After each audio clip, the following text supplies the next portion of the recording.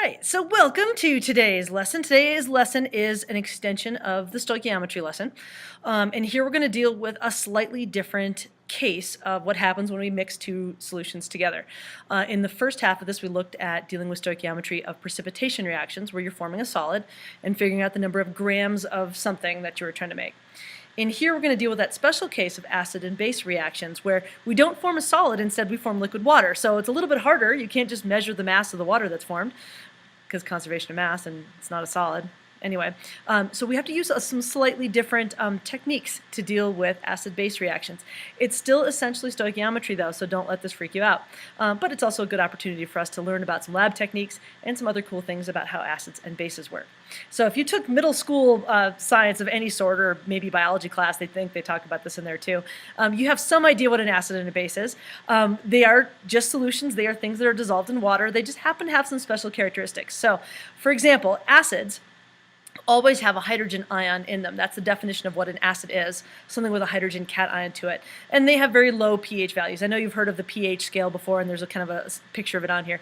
pH scale goes from basically 1 to 14. The lower the number is, the more acidic it is. The higher the number it is, the more basic it is. And then you know that water or things that are neutral are right in the middle of the pH of 7, roughly. So in terms of these sorts of things, acids are on the low end. That 1, 2, 3, 4 kind of range is what we would consider to be very acidic sorts of things. They have some special names to them just because they're acids and they scared people for years. So we always stick the name acid on there. So you've heard of hydrochloric acid. There's other ones like, do I have it? Yeah, sulfuric acid is another one. They always end in something that ends in ic and acid. So hydrochloric, because it's just hydrogen chloride, or sulfuric or nitric or carbonic acid. There's other ones like that, but you'll always have that sort of in the name to hint. But that means there's hydrogen present. The other end of the spectrum is bases, and bases are something that always has, I shouldn't say always, but for the most part have the hydroxide ion present to it. Hydroxide's OH with a negative charge to it. So something like sodium hydroxide, potassium hydroxide, calcium hydroxide, those sorts of things. These tend to have high pH values. They tend to have some other different characteristics to it. Don't go around tasting things. Acids tend to be sour. Again, don't go around licking stuff just to find out. But say citric acid, like you have for your vitamin C or in your lemon juice, that kind of stuff is very sour. Bases tend to be very, very bitter, and they also tend to be very slippery. That's why soap and things like window cleaner have a very slippery sort of feel to them. So some basic stuff about acids and bases. Again, should be nothing new to you, I hope, but I know it's been a little while. So when we're dealing with reactions between acids and bases, there's simply a special case of a double displacement reaction. We've talked about precipitation reactions in the previous videos and throughout the term. And those are the case where you've got two compounds mixed together and then they sort of mix ions and then you get a solid formed and then something else. Well, in acid-base reactions, the same basic idea. You've got two solutions, you mix them together, and the ions switch places. But now what happens, instead of forming a solid, the actual thing that drives this reaction is the formation of water. Hydrogen ions and hydroxide ions bond together very strongly to form liquid water. Now, you can't see it because it's water, but it's in there, and so it's kind of more difficult for us to measure how much water is being produced. So we've got to kind of do some other little tricks to figure out what these are. But again, in this case, you can think of water as kind of like being your precipitate. It's not a solid, but that's the thing that's actually making this reaction happen. So when we take a look at these things, you do them just like any other double displacement reaction. So when you've got an acid, there's that hydrogen anion or cation that's there, HCl or H2SO4. Your base is going to have some sort of a hydroxide to it, and then they just switch partners. So with these, one of your products is always going to be HOH, the hydrogen ion and the hydroxide ion coming together. It's also known as water. A lot of times in this case, I will write it as HOH just to make it easier for me to remember that that's what I'm doing, is I'm taking those two ions and mushing them together. The other product is called a salt. It's not the salt, although sodium chloride is one type of salt, but anything that's formed as the other product, it's an ionic compound, is going to be called a salt.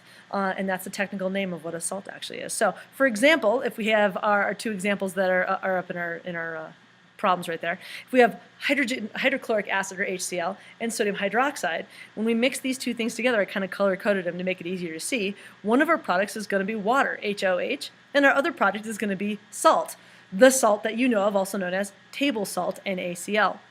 It's not always obvious what that salt is. So here's a different example of an acid and a base reaction. So H2SO4 is sulfuric acid. NH4OH is ammonium hydroxide, which is a base because it's got the hydroxide there.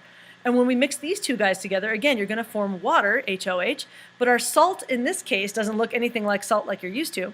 It's ammonium sulfate, and that's the full balanced equation for it down there. Ammonium's a 1 plus and sulfate's a 2 minus, by the way. That's why we get all those parentheses and stuff. But ammonium sulfate here is a salt. Again, it's not the typical kind like you're used to, not table salt, not sodium chloride, but it is a salt. So there you go. A salt and water are always the two products that you get from an acid and a base reaction. So acid's got hydrogen, base has hydroxide. Our two products are always water, HOH, and salt, something else that's formed in there. When we do these sorts of reactions, we call these neutralization reactions, because when you have an acid and a base mixed together, you guys know that acids are dangerous, and I've taught you hopefully by now that bases are dangerous too. When you mix them together in perfect ratios, they neutralize each other. In other words, the acids and the bases sort of cancel each other out, and that's because you no longer have hydrogen ions or hydroxide ions. Those are the scary reactive parts. Instead, you're forming water, which, as you know, is pretty much darn unreactive.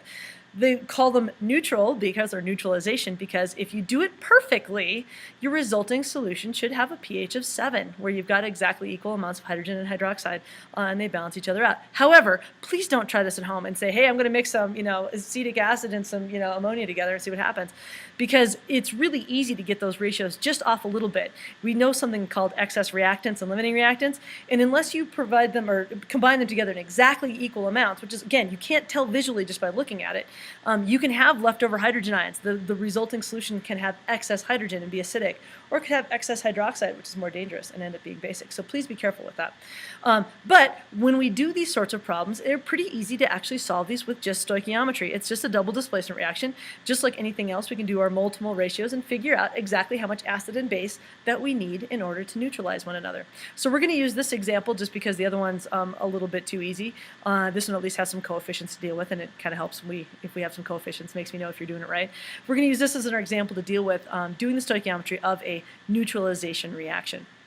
So with this, we can do a question like this. How many moles of, ammonium hydroxide, I should read my own problem. How many moles of ammonium hydroxide are needed to neutralize 150 mils of 0.65 molar sulfuric acid solution? So again, there's our equation that's on there, and it's already balanced and written for you. So we're trying to figure out what we've got. So I'm going to start with my kind of problem solving that I always do, is figure out which things I'm using, what information do I have. So I know I've got ammonium hydroxide, and I'm trying to figure out how many moles of that I've got.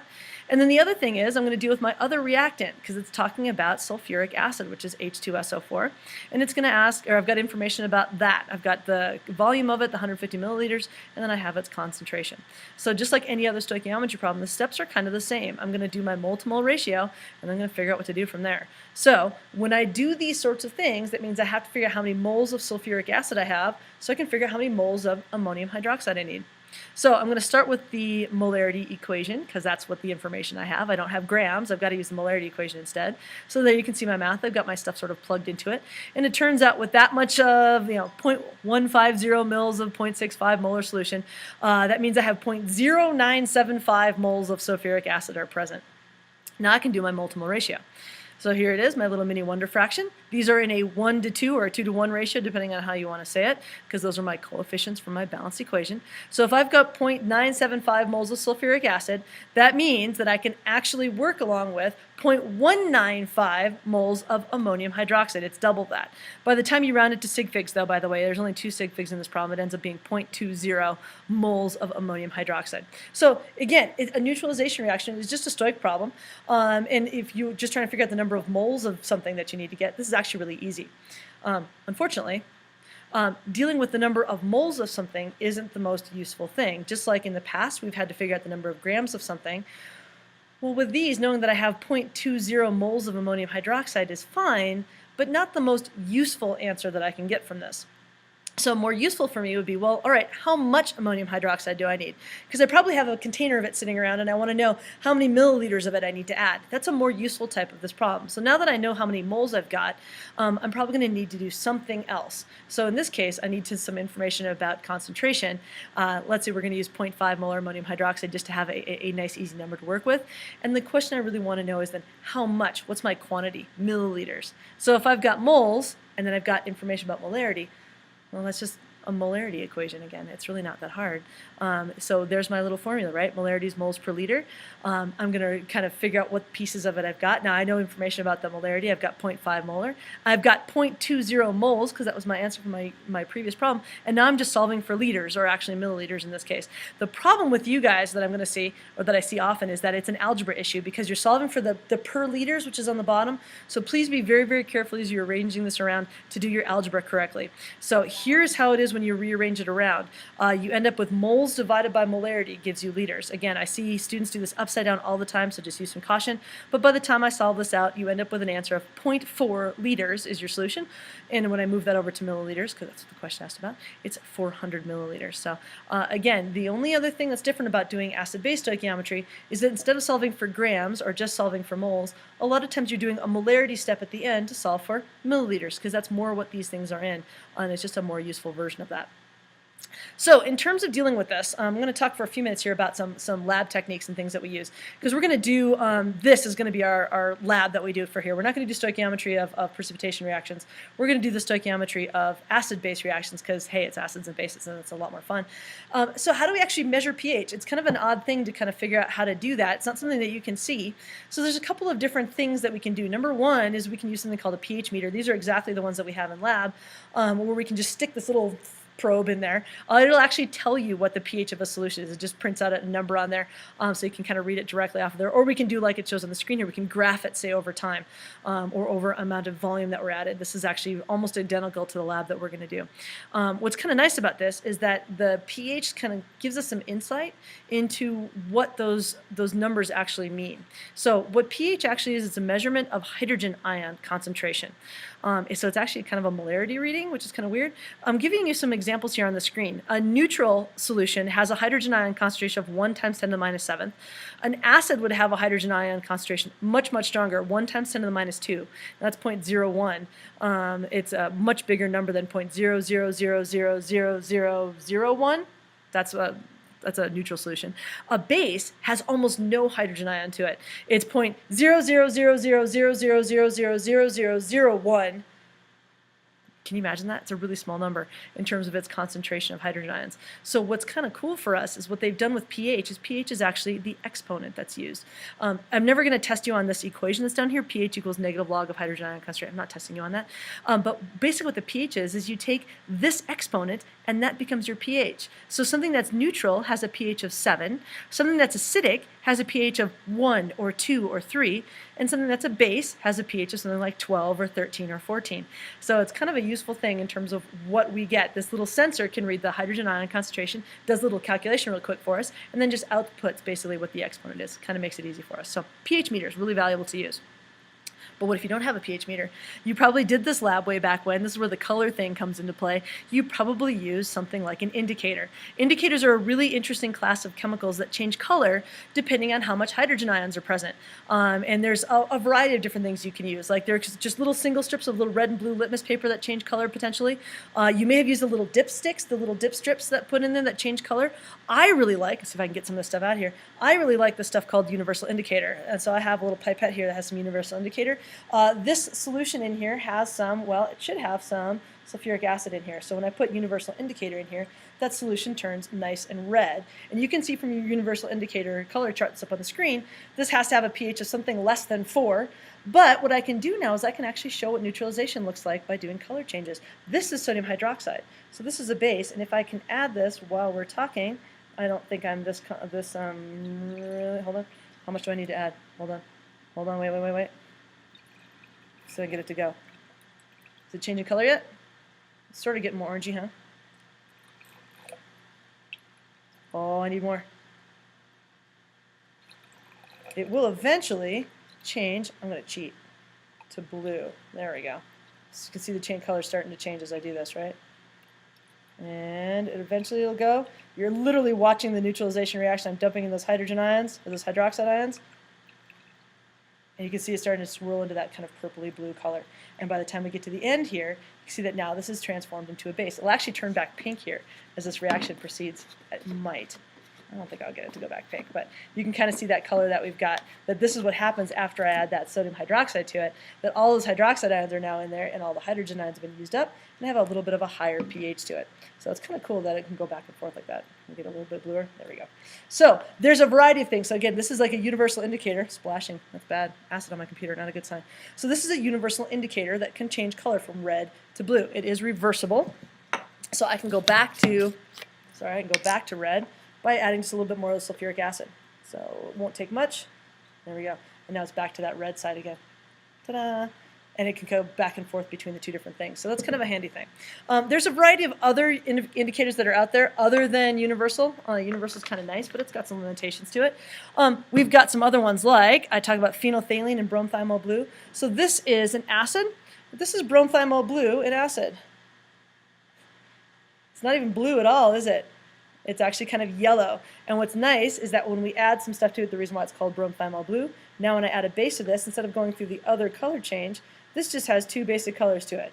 It goes from a bright yellow to a bright blue. And again, it just kind of goes back and forth. So that's kind of a useful one. The other one that we're going to use in lab, which is one of my favorites, is this stuff called phenolphthalein, which is that crazy word that starts with a P right there. Phenolphthalein, when I add a couple of drips to this, looks really, really boring in an acid. So this is sulfuric acid a little bit that's in here. And it doesn't look like much at all. I need some more of my sodium hydroxide. However, this one does a really cool color change that when you turn it to a base, if I can get this on here, there we go. Oh, see how it went back? The reaction takes a second to do.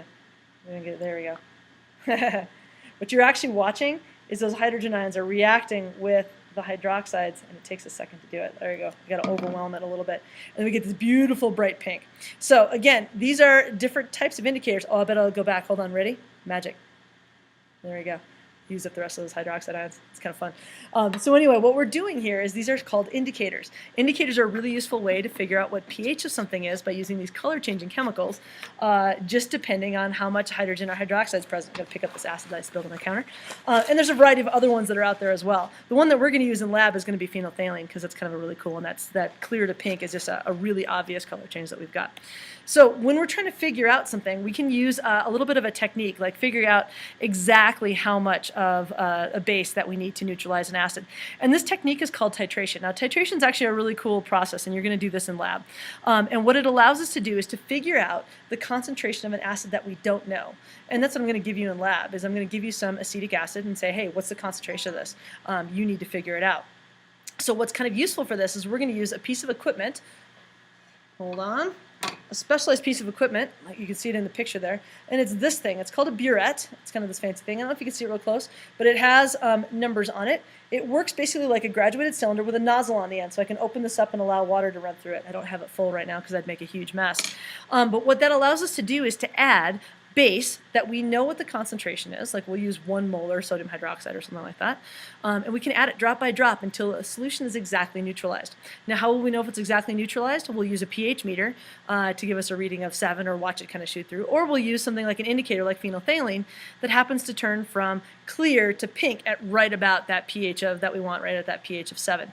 And then once we know how much of this stuff that we've added, then we can just use stoichiometry to kind of do a little bit of a calculation to figure out what our unknown molarity was. So we're going to do this as a lab. I'm going to show you an example problem because it sounds really intimidating at first, but it really isn't. It's just a story problem. The only problem is that you actually have to get the data for the story problem. How many milliliters of your known base did you add to neutralize this unknown acid that's at the bottom? So here's the example problem. You use titration, that's one of these things, to use this to determine the concentration of a 25 ml sample of HCl. So you just have a little beaker that's got some hydrochloric acid in there, and I'm not telling you what the concentration is. Your burette, this thing, contains 1.0 molar sodium hydroxide, and you add 18 milliliters. So literally you watch this drop down, and exactly 18 milliliters of this have been used up. So when that solution is neutralized after 18 mils have been added, what does that tell you now? How can you use that information to figure out the molarity of the HCl? So this doesn't look like it, but it is a stoichiometry problem. So let's get our equation up here first. So here's the equation for the reaction between HCl and NaOH. Again, we have our two products, which are always water and a salt. In this case, it's table salt, like you know it. And then we have some information about this. So let's label our equation with the problem information that we've got. So I know I've got a 25 milliliter sample of some unknown molarity of HCl. I also know that I have 18 milliliters of sodium hydroxide that I used, and that sodium hydroxide was 1.0 molar. And again, in the lab, you're going to have to figure out how much that value is. But it's not that hard. You just let it drip until it turns to neutral. And then we want to know what's the molarity of that HCl. So this is a stoichiometric problem. We're going to have to use our mole-to-mole ratio somewhere in the middle. In this case, it's 1 to 1, so that makes it a little bit easier. So start off with our molarity information. Molarity is moles per liter. Here's the information I have. It's 1 molar, and I used 18 milliliters, which is 0.018 liters. That means I neutralized or used 0.018 moles of sodium hydroxide. I also know that these are, in this case, a 1-to-1 ratio, which means that I must have neutralized 0.018 moles of HCl, because they're in a 1-to-1 ratio. They're not always 1-to-1, but in this case they are. And then the last bit is to plug this back into our molarity equation for the HCl now. I can use that same thing. Molarity is moles per liter. Well, I know I have 0.1018 moles, and I know I had 25 milliliters, so I can just plug that information in and solve. That means that my original concentration had to have been 0.72 molar HCl. So again, pretty strong, but it works out for what we did. So this is a titration problem. Again, this is what we're going to do in lab. So there you go. This is the stoichiometry of acid-base reactions, some information about kind of what this means. Neutralization is simply when you add an acid and a base together in exactly equal quantities to get the resulting solution to be neutral. Again, acids and bases, when you react them together, form water and something called a salt. Salt's simply an ionic compound.